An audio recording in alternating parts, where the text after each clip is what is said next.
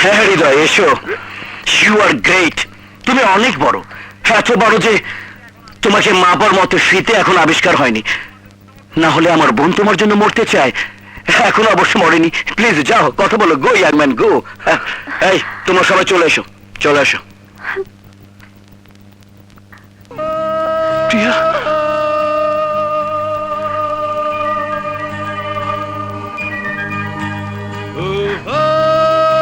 তোমার হাতে ব্যান্ডেজ? তাহলে আমি যা শুনেছি তা সত্যি? ছি, ছি প্রিয়া, নিজেকে মানুষ কখন আঘাত করে জানো? যখন নিজের জীবনকে সে আর ভালোবাসতে পারে না, নিজের উপর সে আর বিশ্বাস রাখতে পারে না। মানুষের জীবনে ভালোবাসা আর ঘৃণার পরিমাণ দুটোই সমান। তাহলে কি আমি বুঝে নেব তোমার মন থেকে ভালোবাসা মরে গিয়ে সেখানে ঘৃণার জন্ম হয়েছে?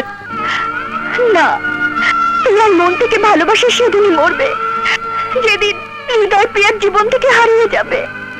আমি কি তোমার জীবন থেকে হারিয়ে গেছি?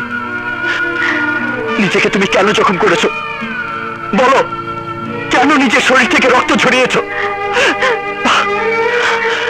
তুমি জানো না তোমার রক্ত দিয়ে আমার হৃৎপিণ্ডে তোমার নাম লেখা রয়েছে?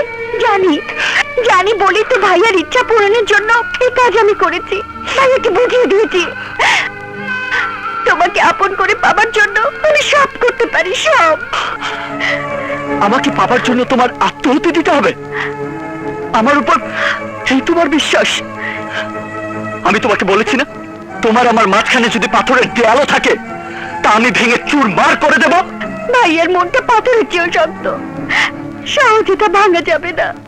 যে ভাইয়া আমার চোখের পানি দেখলে যন্ত্রণায় ছটফট করত, সে ভাইয়া আমাকে সারা জীবন কাঁদাবার জন্য অন্য পাত্রের সঙ্গে বিয়ে দিতে চেয়েছে। সেই জন্য নিজের হাতে আমি নিজেই ছুরি চালিয়েছি। এরপরও যদি ভাইয়া বিয়ের জন্য জবরদস্তি করে তাহলে নিজের গলায় আমি ছুরি চালাবো। কার পারমিশন নিয়ে তুমি গলায় ছুরি চালাবে? তুমি মরে গেলে আমার কি হবে? তুমি মরে গেলে আমার কি হবে?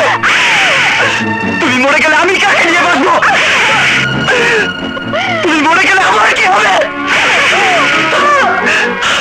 তোমাকে আমি মরতে দেবো না।